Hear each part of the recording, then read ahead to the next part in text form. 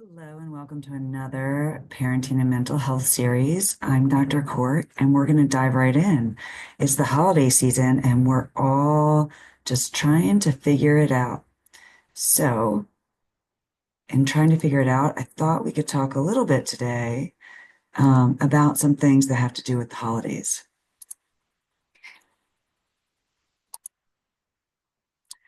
So, today, based on what a lot of people have talked about, we're going to talk about family drama and how to handle that. And so, as part of that, we often want to, so we're going to go over today how to manage some strategies that and go over some things that parents face during the holidays. It says my screen sharing is paused. Sorry about that. I don't know why they would pause it. Oh, probably because I minimized the screen. Okay, there we go. We should be good. Okay, so I thought this was a great quote for today from the late great comedian George Carlin. I read that and I thought it was perfect for what we're dealing with. And even though we love our family, they are not always our favorite people to be around. Sometimes they are, and sometimes they aren't. So, what I would want to take a little bit of time today is talk about, we all have this expectation that holidays are a time for joy, connection, and celebration. And, or at least that's the expectation, right? In reality, maybe not. For many parents and everyone else, right, the season can bring a lot of stress, family drama, behavioral challenges with our kids. Um, as parents, we often carry out these nostalgic ideas that we have of what the holidays should look like, or we want to recreate traditions that we once had that may or may not be realistic to do for ourselves. Um, these expectations that we create either from nostalgia or from our own heads can set us up for frustration, especially if we haven't thought it through. Can also affect and frustrate the kids or other family members that maybe don't align with that type of family tradition or don't align with our vision of the holidays. So today we're going to focus on managing these expectations and finding ways to navigate the tension that might come up during the holidays effectively. So in my research, I found a few psychologists that had done that wrote some articles and have done some research on this, and I'm going to use and reference things that they've come up with, along with some stuff from the American Psychological Association and Psychology Today. So you see something cited like see here from Bayramin and some others. That's where that's coming from. And just so you know that this isn't just my idea, I did find this from some peer-reviewed sources and some people that are experts in the field. Uh, so understanding children's resistance, we understand that sometimes kids, like adults, might struggle and have heightened anxiety during the holidays, especially those that, if your household tends to be kind of quiet, um, or people get their own downtime. I noticed this during the Thanksgiving week because my kids had a whole week off this year. They had parent-teacher conferences at the beginning of the week, and then it was, they had the rest of the week off. So instead of having a couple days where I work from home or I have some downtime before the kids get home from school, um, between work and when my kids get home, or I have some downtime when the kids are at practice, they didn't have any practices, they didn't have any school. And so by the end of the week, I was super irritable. And luckily, because I'm in the field, very quickly I recognized what it was. I wasn't doing my own self-care. I wasn't giving myself that downtime. And I wasn't managing those expectations. We filled our week with, friend visits and family visits and all sorts of other things to fill up the kids' days to keep them busy, but realizing I wasn't getting any downtime, which made me super irritable. So we want to understand that this could also be happening with our kids, and it might show up in the way of anxiety or resistance to wanting to go to friends' houses or even family members that normally they might enjoy. And we want to understand that's where it might be coming from. So definitely, you know your kid best. If your child is somebody that thrives in social settings, and they're probably also not getting resistant to going places. But if they're ones, or maybe they are because they haven't gotten any social interaction, they've been home alone and they just get more and more irritable. If they're an introvert and they really struggle with social settings, you might want to make sure they have some downtime before they go to these events. And that might reduce some of this struggle that you have getting kids out the door. Um, the anxiety can definitely, especially if kids have social anxiety, it can manifest in the way of being resistant to going to friends or family houses, or even being super withdrawn when you're there, which might seem weird to you, but it's coming up probably because of some sort of social anxiety. So how do we handle this? Well, first, try to be compassionate and empathetic to the situation. Again, you know your child best, so you might know that they have some social anxiety or they need downtime. I know my son is like that. He definitely needs downtime. So I have to navigate that really carefully, especially when he's in school all day, giving him that time either in the morning or at night to just be by himself. And now he's old enough that he can really do that, to have some alone time before he has to re-engage in social activities. Um, and because my husband's a little bit of an extrovert, I have to remind him, hey, let's give him some downtime. It took me a while to figure that out, especially because kids, you're not really sure what they are. You can have ideas. As they get older, you can see things a little bit more clearly. So let's explore some of these practical strategies for navigating holiday challenges. Um, First, like I said, empathy is key.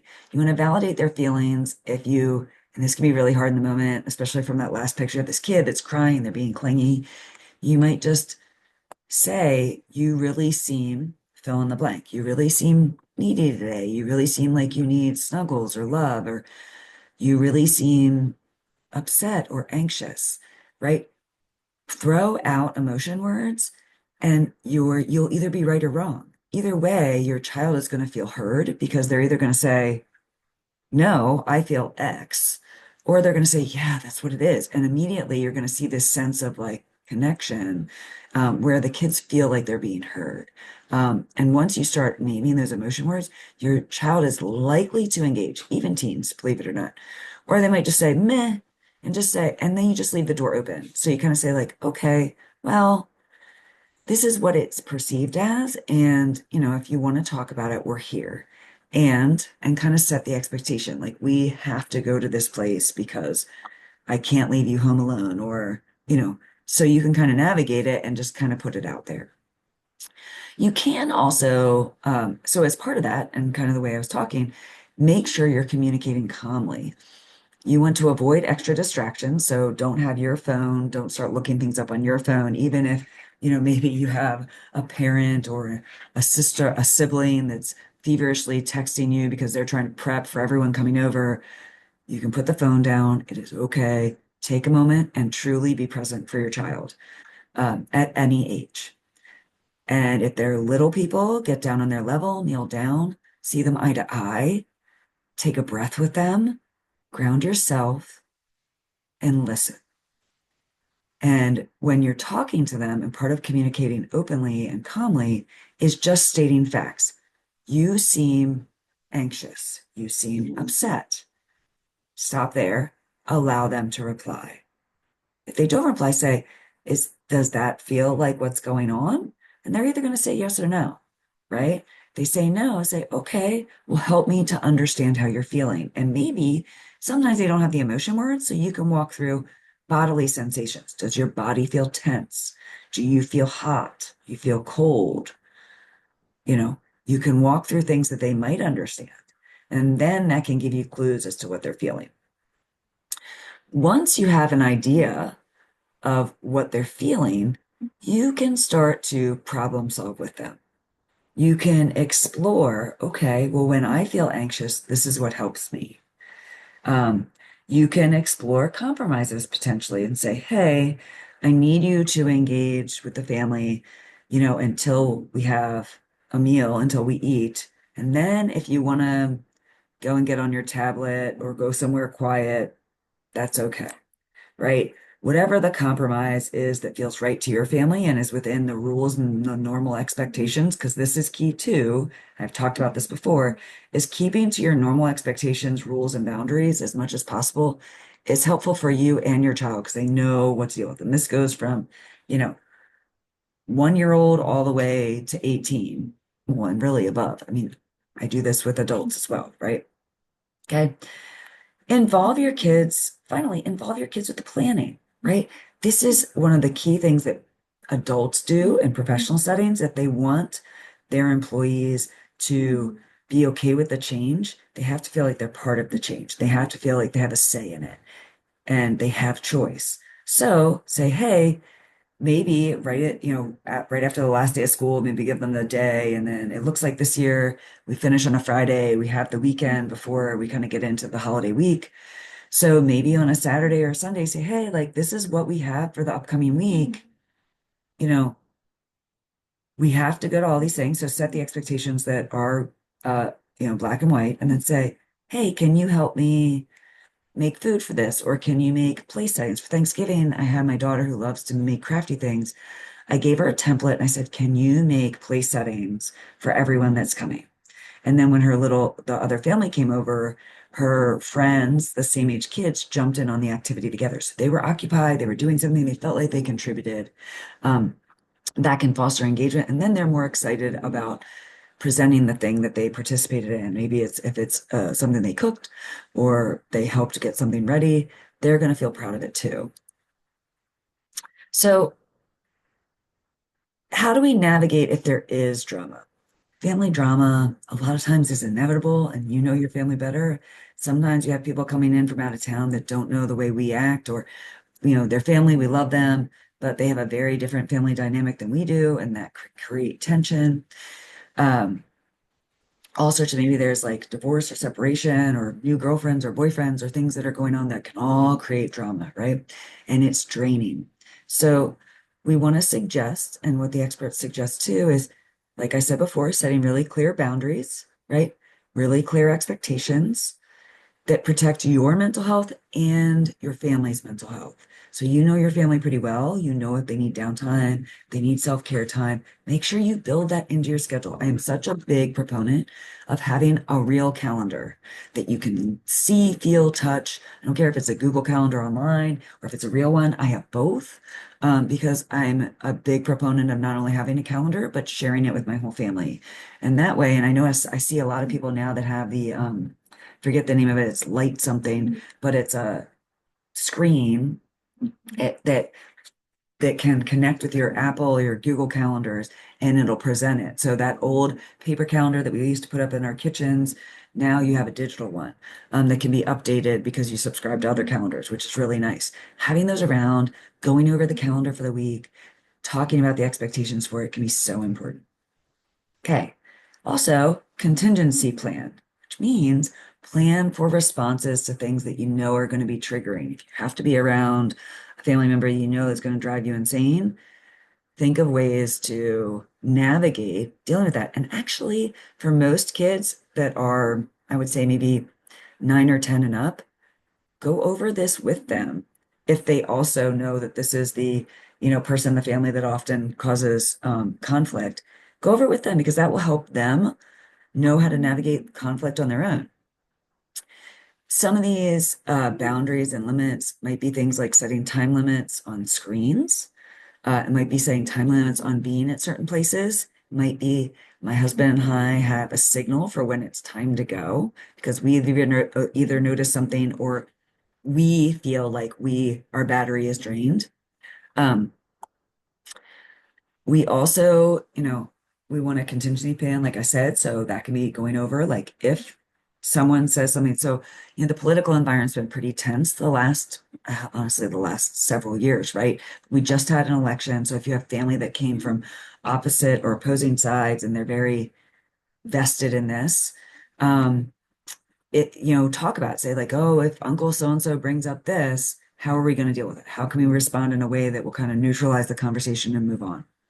That's a great one to talk about. Or if there's a topic in the family that's always been sensitive, they bring that up. How do we deal with it? Right? If you have a therapist that you go and see, talk to your therapist about that. talk about how you're going to deal with it so that you're prepared, right? SWAT teams and, first responders, they don't just magically know how to deal with really traumatic, really dangerous or tough events. They practice it and they go over different scenarios and they have experts to say, hey, in this scenario, you want to be this way. You want to be prepared for this and this way. So when it happens and they're stressed out and they're dealing with it, they're they go into an automatic response because they have practiced it and they have prepared for it. You want to do the same thing. So plan ahead. Um, Plan ahead by coming up with neutral topics to talk about, things that aren't controversial. Sports tend to be pretty neutral. The weather, of course, is, but that might feel a little superficial. Um, you can always talk about with family members, depending, your dynamics, but maybe having your children share about things they've done recently, sports they've played, or plays they've been in, or activities they've done, or sharing their artwork, talking about things they're learning at school. Usually those are pretty neutral. Talk about those. Lemon alcohol, right? Uh, the more you might imbibe because you're stressed out, the more you might be willing to say things that you might regret later. Okay. So when toxicity affects the holidays, sometimes you can't avoid it. It just happens, or it comes from out of left field. You weren't expecting it. You have to deal with it. Maybe a family member that never shows up shows up.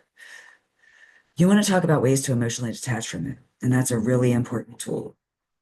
So recognize that if there's someone else in your family that is really toxic, it really doesn't have to do with you. This goes back to when I talked about the 4 agreements. Don't take it personal. Recognize that whatever issues your family members are having, they're not yours to own and they aren't yours. You might trigger something in this family member. You might say something that sounds like a parent that's offended them, or you might be a sibling, that's done something in the past. But in that moment, it's likely that you really have nothing to do with it unless you engage in it, right? So don't take it personally. And when you don't take things personally, really, it rarely emotionally affects you. So detach from the toxicity and recognize it's not yours. Take a deep breath and say, wow, I'm really sorry you're dealing with this, and try and move on. Okay. If you can, listen. You can be a listening ear, but just don't take it personally. You can visualize yourself. I've had kids put on protective suits that help them, right? Visualize putting on a protective suit or carrying a shield of armor. These visualizations seem very woo-woo and silly, but they really help. They really help people feel detached or protected from what's about to happen. And I go back to it, go to the exit strategy. When things start to feel overwhelming or that toxic person's around, how do you get out of it? How do you politely and kindly get away from the situation? In situations where I felt uncomfortable, I often go into the kitchen to help make food, or I start cleaning up. That gives me some downtime because a lot of people don't want to clean up. I get away from everyone. I don't have to deal with the conversation. I get my downtime and then I can re-engage if I feel like I can't. Okay. You can always seek support. Like I said, if you have a therapist to go to, use them, talk about the things that might come up. Even if you don't know if they will, it's good to talk through it and that'll help you prepare for it. And then, of course, you've heard me say this 1,000 times, self-care, right? If you know you're going to walk into a situation where things might be a little more stressful, okay, make sure that you bookend those stressful situations with things that recharge your battery. Naps, yoga, meditation, walks, uh, you, just stretching, reading a book, coloring, drawing, playing an instrument, all of these things. And notice I didn't mention one thing that's on the screen because screen time really isn't downtime. It's still engaging your brain. And if you look at kids when they're on screens for long periods of time that are new to it, you'll notice in almost every instance, they come out of the screen time irritable, distracted, emotional. So imagine, and this is the same thing, they're so new to it. We have come up with adaptable techniques, but it still affects our brain. We need brain downtime, do things that are screen free. Uh, take times to be thankful and mindful. So maybe write gratitude notes to yourself, to your family members. Maybe take a moment with your family before you walk into this environment about what you are grateful for. That'll put everyone in a good mindset before they walk into a potentially toxic environment.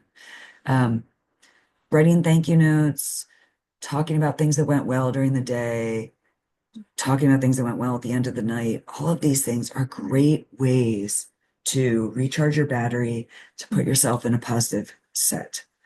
Okay. The holidays are all about balancing things that feel really powerful because traditions are really powerful. They allow us to connect to something that's greater than ourselves. And we need to be prepared to be flexible. If the turkey gets burnt, you have, the restaurant that's open on the holidays on speed dial. If this, then that. Go through a couple things that you think might happen. Okay. Um, Acknowledge the importance of traditions and then just have plans in place so that you can compromise or adjust when things come up. And remember to not take things personal and manage those expectations. Okay. The holidays are meant to be a time where you can be around people that you love and that you care about. Period. End of story. If that means you end up eating popcorn and watching football or a movie together and that's all you do, great, right? Just spend some quality time with people you love and let people that you love know that you care. If you don't get it all done, that is okay. Involving your kids in the traditions and allowing them to be part of the compromise and the adaptations will be really helpful for them. And honestly, they probably won't even notice that something was different. So what are you taking away with today? You're taking away with the fact that you want to have empathy, and you want to communicate openly to use those tools to help navigate the holidays. You want to have really clear boundaries and set the expectations and communicate those expectations up front. And you want to prioritize self-care because that's going to help you get through the holidays. If you have any questions about the stuff we talked about today, please post it on our Facebook page. Please take time for yourself. Enjoy the downtime if you're able to have it. Enjoy your you time and enjoy the people you love. Have a happy holiday.